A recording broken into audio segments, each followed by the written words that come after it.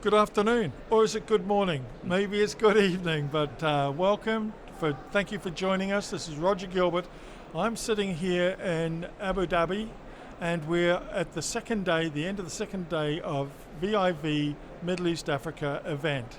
And we're on the exhibition floor, and in our booth, I'm happy to say that I'm being joined by Sven-Olof Malmqvist. He is the commercial director for a company called Nordic Feed Solutions. Yeah. Thank you, Sven. And it's an opportune time because I want to explore what companies are doing in this space, given that they are new to the market, and he can tell us how old his company is and the product range that they can supply. Welcome, Sven. Thanks a lot, Roger. And tell us, to start with, how old is the company? The company is very young. It's just on the third or fourth year, I guess, so it's quite young. Yeah. And what's your product range in this space? Okay, what we are doing what we call acidifier, or more antibacterial products. Coming from Scandinavia, Sweden to be more exact, where we actually banned antibiotics for like 25 years ago. There must be some replacement. So what we have today, we have a range of products which are based on inorganic and organic acids, some salts and some other ingredients in the formulation, very specific formulation. And it's actually on a carrier, which is a diatomaceous earth, which is a very natural product, and it has all other abilities than just absorb acids. But we use that so we will get a granular product in the end of the day. Okay. And the raw materials for manufacturing these products, are they local to Scandinavia or are they imported globally? I'm glad you're asking, Roger. They are sort of both local and European, and in some cases we have to take them further away because they are not available in Europe. And of course, it has been quite a nightmare recently due to the situation with the pandemic, and also the freight cost went up to the roof, but now it's getting back to normal again, so we are able to be more effective, but we are trying to get good quality European raw materials as a first. Right. And are you finding that, following the pandemic and all the war, the disruption in the Middle East, etc., is having an impact on prices? Do you see that feed manufacturers are altering their formulations and maybe minimizing the use of these types of products?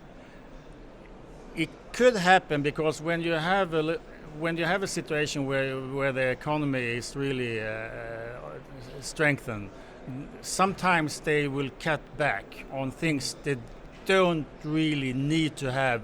It can work anyway. Like minerals and vitamins you need to have, otherwise you have no growth. But in some cases, maybe some other products will be excluded for a while. But then of course you can bite you in your tail by doing that. So they have to be aware of that as well.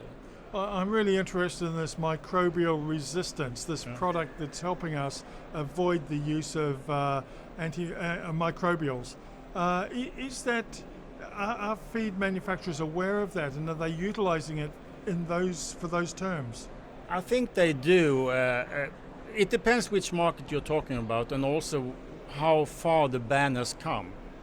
If you take Asia, there is no ban yet about antibiotics, but even so, I think the company today are trying to get away from antibiotics voluntarily, and then they try to find some replacements. And these antibacterials based on organic and inorganic acid is one solution. There are more solutions, of course, and you can also make a combination between these guys and some other products. Yeah. But I think they are trying to get away as far as possible.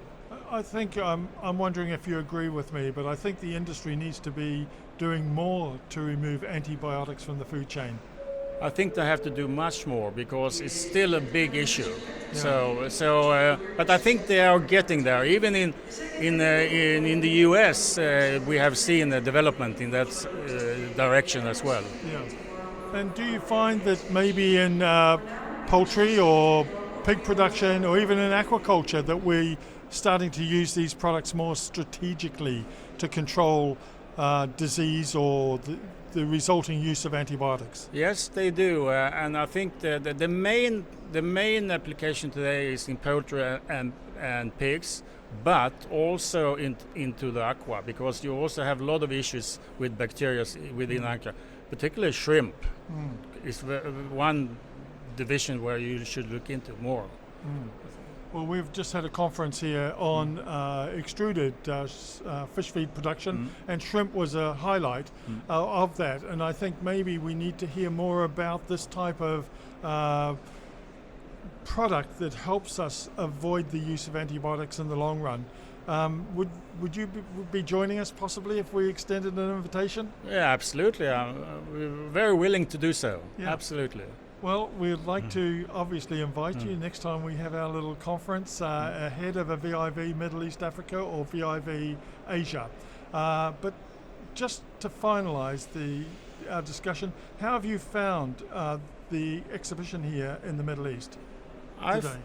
I've been a couple of days now, and I find it quite good. It's okay.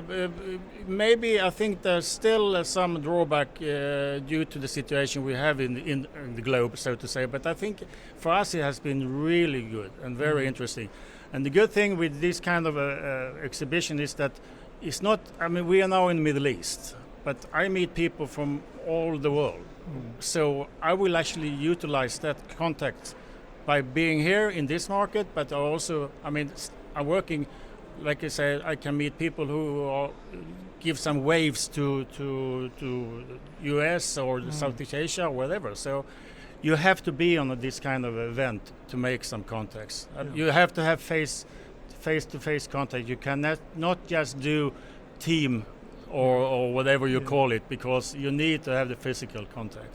Yeah, and that's what's happening here. You can see it's obvious that these people are very happy to be back together again at these events. Yeah. And Sven, thank you for joining us. All the best with your new company, and look forward to having you on one of our conference programs in the future. Thanks a lot, Roger. Thank you. Thank you.